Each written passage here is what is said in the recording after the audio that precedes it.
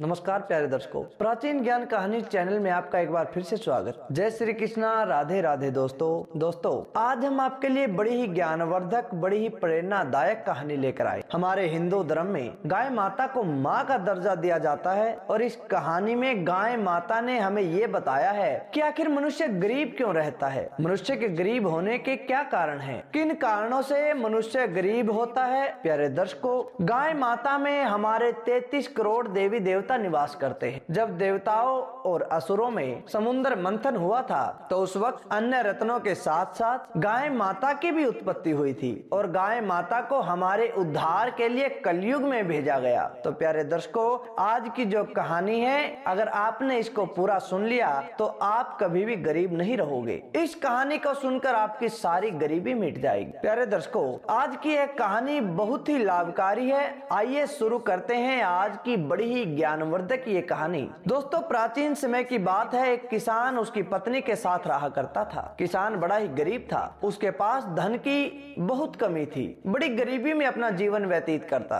अब पति पत्नी दोनों रहा करते थे। कुछ समय के बाद उसकी पत्नी गर्भवती हो जाती है और उसने एक बड़े ही खूबसूरत बच्चे को जन्म दे दिया। लेकिन बच्चे को जन्म देने के कुछ समय के बाद ही उस किसान की पत्नी की मृत्यु हो जाती है। अब किसान पर तो दुखों का पहाड़ टूट पड़ता है। किसान तो दुखों से घिर जाता है। ना तो उसके पास इतने पैसे थे कि वह अपने बच्चे का पालन पोषण अच्छी प्रकार से कर सके, ऊपर से उसके पास में बच्चे का पेट भरने के लिए दूध की कमी थी। उसके घर में गाय भी नहीं थी। अब बच्चे को भूख प्यास लगती, लेकिन किसान के पास कोई दूध का साधन नहीं था। उसकी माँ भी मर चुकी थी। अब किसान चावल को पकाकर चावल का पानी निकालकर बच्चे को पिलाता था, किंतु इससे बच्चे की भूख शांत नहीं होती। उसे तो दूध चाहिए था। इसी तरह 2-3 दिन बीत गए। उस किसान का दोस्त उस किसान के पास आता है। किसान की ऐसी हालत को देखकर वह उसका दोस्त कहता है कि मित्र, हमारे नगर में जो हमारे जंगल हैं, उस जंगल में एक महात्मा रहते हैं। उन महात्मा के पास एक गाय है। तुम उन महात्मा के पास जाओ,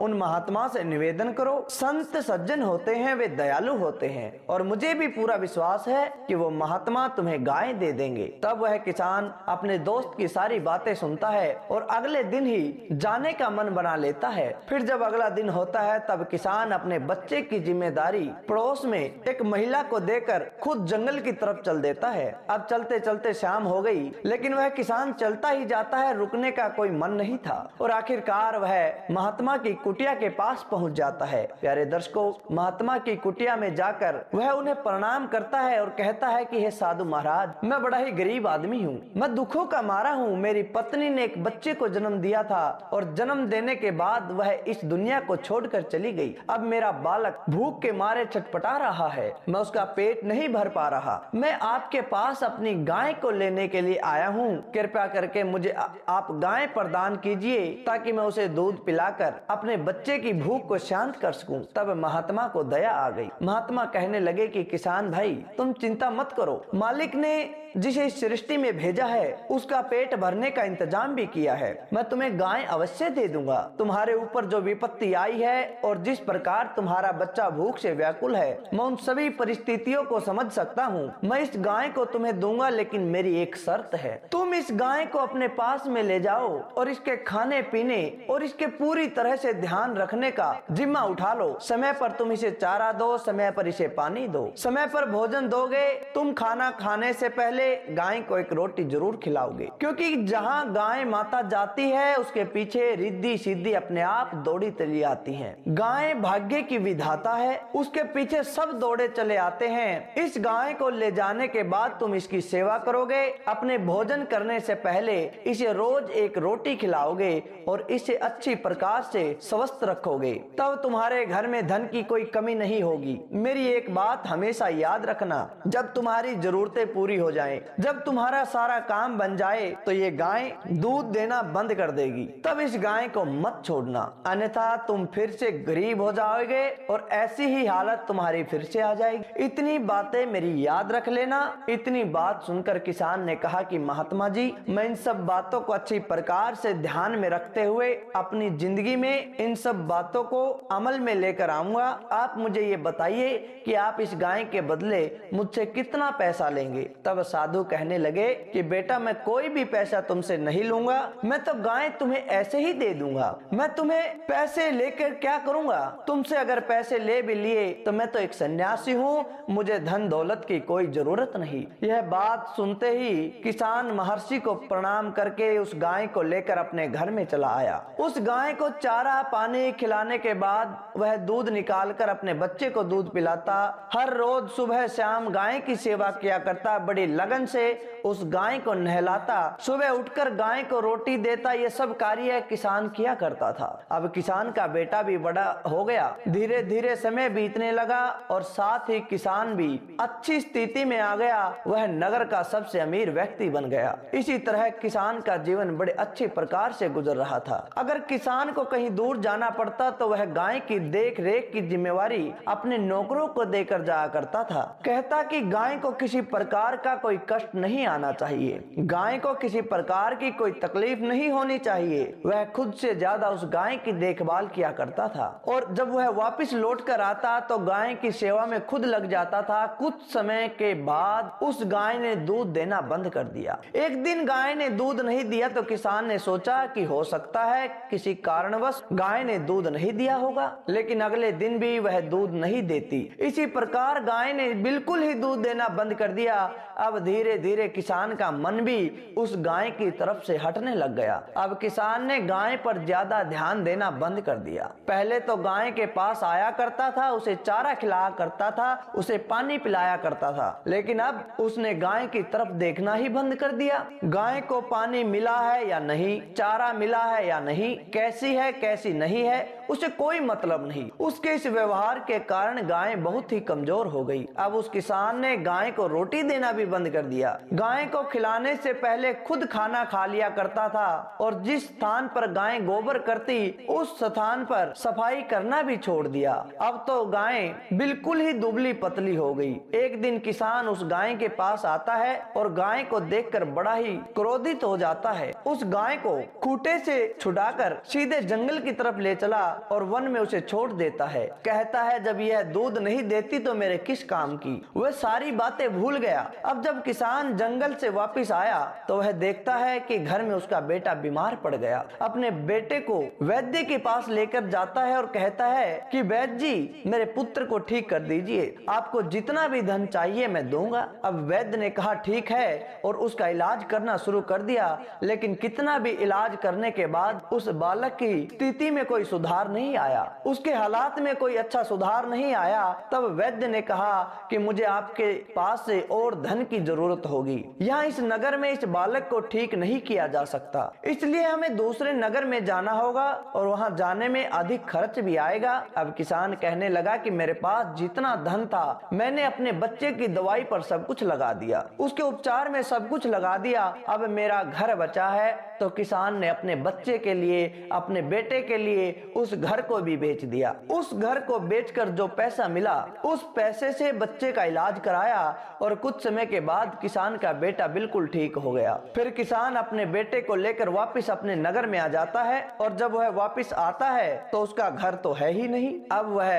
अपने बेटे को लेकर उसी पुरानी झोपड़ी में चला जाता है और फूट फूट कर रोने लगता है। किसान सोचता है कि यह सब मेरी गलती के कारण हुआ है, मैंने ही महात्मा की बातों पर ध्यान नहीं दिया, गौ माता पर इतना अत्याचार किया कि उसकी देख रेख नहीं की, उसे ढंग से खाना नहीं दिया, उसके भोजन पानी की व्यवस्था नहीं की, इसी कारण मेरे साथ ऐसा कुछ हुआ है। यह सोचकर वो किसान रोने लग जाता है। अब वह किसान उस गाय को ढूंढने के लिए वापस जंगल में चला जाता है। बहुत दिनों तक ढूंढता रहा, लेकिन कुछ दिन के बाद उसे जंगल में वह गाय दिखाई देती है जिसे उसने छोड़ा था। अब गाय के पास जाने के बाद किसान अपनी गाय के पैरों में गिरकर माफी मांगने लगता है और प्रार्थना करता है, गिड़गिड़ाने लगता है कि हे गाय माता, मैं आपका अपराधी हूँ, मैं आपका ख्याल नहीं रख सका, आपको खूंटे से बांधकर चारे पानी के लिए तरसा दिया, मेरी सब गलतियों के कारण ही आप हड्डियों का ढांचा बन गई। हे गौ माता, आप मुझे माफ कर दीजिए, मेरे साथ मेरे घर चलिए। तब गौ माता कहती है कि हे किसान, अगर ऐसी बात है तो तुम मेरी बातें,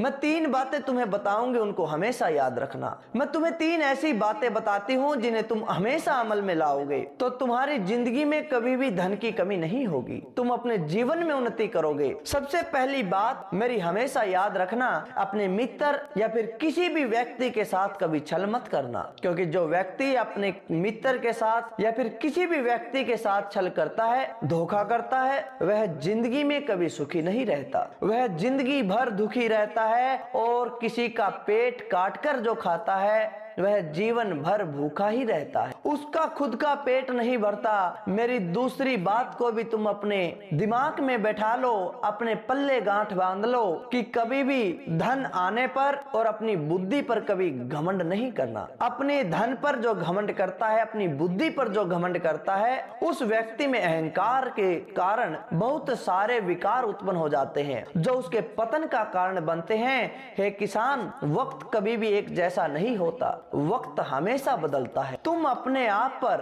अपने धन पर घमंड करते हो और यही तुम्हारी सबसे बड़ी भूल है, तुम्हारी सबसे बड़ी कमी है, क्योंकि कल क्या हो जाए इसे कोई नहीं जानता। समय बलवान है, समय अच्छे से अच्छे धुरंधरों को भी धूल चटा देता है। इस संसार में न जाने कितने बड़े बड़े शहंशाह हुए, आज वो एक राख की ढेरी बनकर रह गई। इसलिए अपने धन पर कभी मान मत करना। मेरे पास धन है तो मैं कुछ भी कर सकता हूँ। धन के साथ तुम्हारे अंदर अहंकार भी आ गया और वही तुम्हारे पतन का कारण बन गया, तुम्हारी सोचने समझने की क्षमता को नष्ट कर दिया। तो हे किसान, मेरी इस दूसरी बात को हमेशा याद रखना। और तीसरी बात, मैं तुम्हें तुम्हारे जिंदगी का वो मूल मंत्र बता रही हूँ जो हर मनुष्य को अपनाना चाहिए। अपने घर की कोई भी सलाह किसी भी बाहरी व्यक्ति से नहीं लेनी चाहिए। अगर घर में आपके बड़े हैं तो उनकी मौजूदगी में आप उन्हें नजरअंदाज करके किसी और से सलाह लेते हैं तो भी आपका काम सफल नहीं होगा,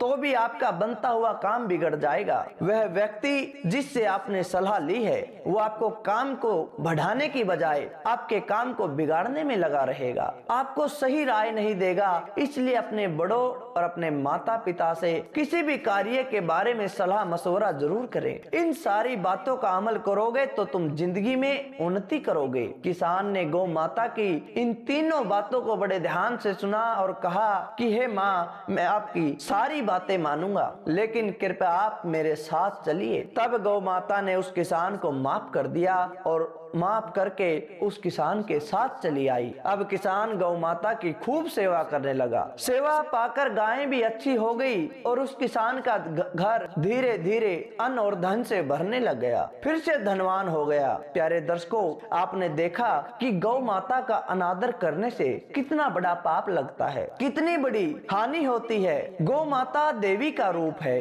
उसमें 33 करोड़ देवी देवताओं का वास होता है। गौ माता का कभी अपमान नहीं करना चाहिए, उसे झूठन नहीं खिलानी चाहिए। अक्सर ये भी देखा जाता है कि लोग जो सुबह शाम भोजन करते हैं और जो कुछ भी झूठन बच जाती है वो एक पात्र में रख देते हैं और गाय माता को चारे में मिलाकर खिला देते हैं। ऐसा कभी भी नहीं करना चाहिए। हमें अपनी झूठन को गाय माता को नहीं खिलाना चाहिए। जो व्यक्ति सुबह ब्रह्म मुहूर्त में नहा धोकर गाय माता के चरण को स्पर्श करता है, उनके माथे पर प्रेम से हाथ फेरता है, अपने खाना खाने से पहले गाय की रोटी निकालता है, वह अवश्य ही फल प्राप्त करता है। उसके घर में धन धान्य होने लगता है, उसका घर दिन दोगुनी रात चौगुनी तरक्की करता है, धीरे धीरे उसका परिवार सुखमय हो जाता है, उसके घर में कभी भी अशांति नहीं आती। तो प्यारे दर्शकों, आप अच्छी प्रकार से समझ गए होंगे कि आपके घर में किस वजह से गरीबी आती है, किस वजह से अशांति आती है, किस वजह से आपके घर में दुख आए हैं। अगर आप भी